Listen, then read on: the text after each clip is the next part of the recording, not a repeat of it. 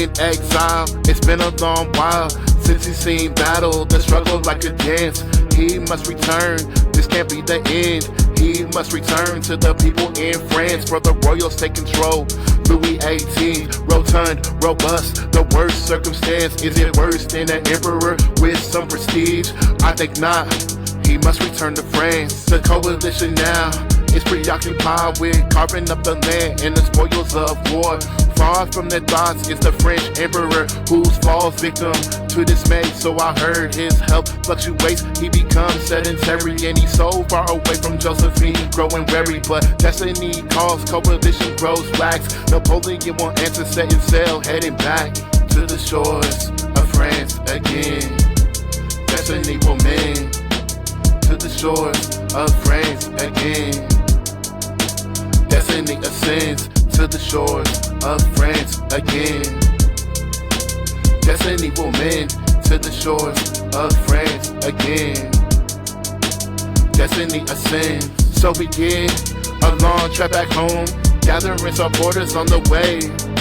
Seems the soldiers are still quite fond of the little corporal to this day. All along the way the path is opening, and more rush to his cause. They didn't understand what might happen once the emperor was gone. He's confronted by Marshal Ney, closing in at that fray with a small force. Ripping open his coat, he stands in front of them, giving them no choice. If any of you would shoot your emperor, well, here I stand. The men lowered their guns, cheered and rallied to Napoleon again. Heading now straight for the capital, Napoleon completes his escape. He was supposed to be brought back in an iron cage, and now he's here, sees invade. The coalition now learns of the escape and puts their differences aside to arm once again the 7th coalition, hopefully the last time.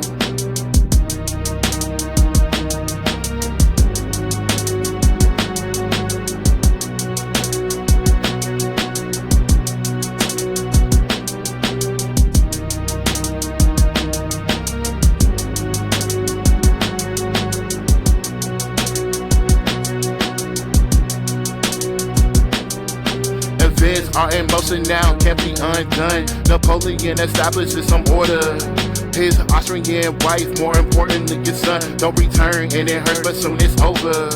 The coalition falls to Wellington's command. The British and the Prussians took the stand. Separate they deploy. Napoleon learns of this and heads out to split them up once again.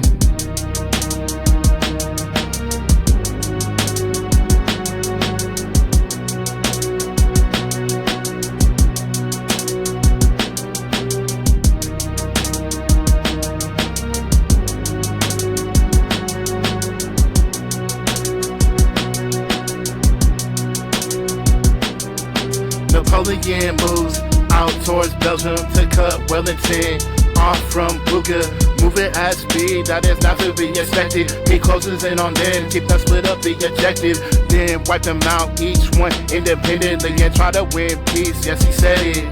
The task Grouchy to harass the Prussians and confront the British where they might be headed. Wellington pulls back to a position, just a small village on the map with some clue. A strong defensive point, he has been there before. A place known as Waterloo. The heavens open up on the eve of the battle. Both sides face a deluge, waiting for the sun. The ground turns to mud, slowing down the cannons. The movement of horses, men, and guns. Well, history is written by those victorious, the ones who fight, overcome any obstacle that is placed before them. Stay calm, even fighting on the sun. Napoleon and Wellington stay up most of the night, deciding disposition of their troops that will sacrifice all in this battle, that will long be remembered. The next day, the sun rises to reveal the mud. Napoleon cannot place his cannons until just after 11 a.m. A delay that will hurt them in this action. Both sides face each other, the British on the high ground with the command of a ridge. but the battle opens up, attacking at the Hougoumont. British forces posted there will persist. The French infantry advances now. The British cannons fire explode all around them. No turning back despite earth that's displaced. Fire cannonball at your feet where it's placed. Back at the Hougoumont, advancing through a small forest. Rifles start to fire frantically. Get hit by a bullet shot from way over there. The British at the farm behind the wall shoot violently. Bullets rain down, musket balls rain down, silencing the soldiers that are hit. All around the village, infantry advances. All around, infantry is killed. Now you start to feel the ground trembling beneath you. That's the cavalry advancing. Drawing out swords, drawing out lances to chase you down. Despite their enhancing, the British heavy cavalry now charges forward, looking to rout their infantry. Recklessly forward, the horses thundering. Triumph doesn't follow, you see. The charge, it descends into chaos falling off. Royal Dragoons resist, fierce, inflicting casualties on the British brigades. Both soldiers and officers, they pierce. Napoleon's health takes them from the battlefield. Now, at a crucial moment, the British floundering, but here comes Blucher and his hussars. Cavalry storming, they are off in the distance, guarded by both sides. In the meantime, Marshal Ney will charge his cavalry across and up the hill towards artillery, and they won't go far.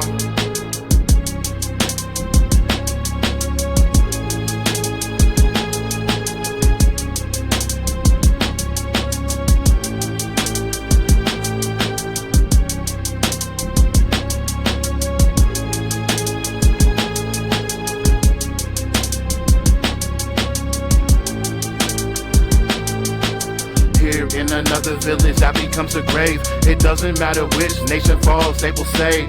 Both sides fought valiantly to win, yes they say. But courage is only for the living, not the dead. Here in another village that becomes a grave. It doesn't matter which nation falls, they will say. Both sides fought valiantly to win, yes they say. But courage is only for the living, not the dead. Marshal Ney and his men charge up the escarpment towards artillery. Grave shot causing losses. Eventually they cause the artillery to flee up over the ridge where the British form a flawless into square formations, holding strong against the charge. Firing at horses, hate to say it, but they fall. Volley after volley, Ney's men whirl around just like a cyclone. The guns and hoods the only sound. Here in another village that becomes a grave. It doesn't matter which nation falls, they will say. Both sides fought valiantly to win, yes they said. But courage is only for the living, not the dead.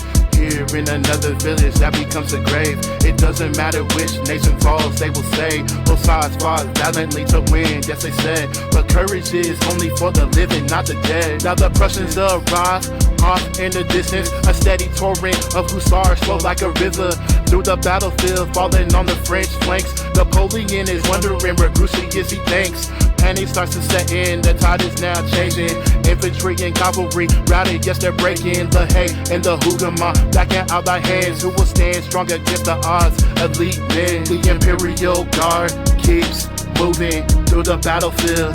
They are choosing death or glory. Well, maybe both in the chaos of a battlefield with mud, blood and smoke.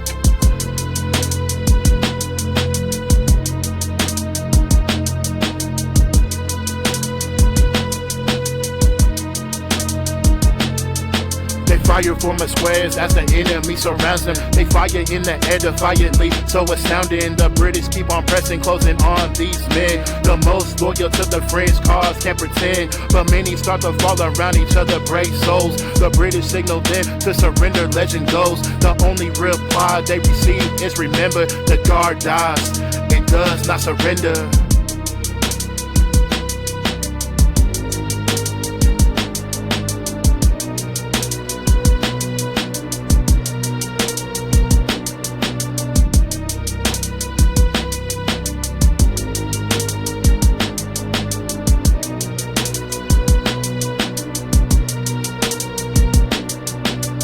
The battlefield now deteriorates, blood from the dead flows like a river through the mud. Masses of bodies fell heaped on each other, no glorious sights to be seen. If you wonder, as night starts to fall, Napoleon has fled. Blucher and Wellington meet among the dead and living to congratulate, claim victory for Napoleon. His great defeat. Napoleon heads to Paris, thinking he can raise another army once again. But this is folly, he will never ascend. He has no support now from the people. He has no support from the military. He must abdicate now a second time. Exile, the world's really wary. The coalition now sends him away to an island so far away. Saint Helena, yes, the farthest reaches of the world. Yes, they're learning, never again can he escape fate. At Saint Helena, he is left yearning.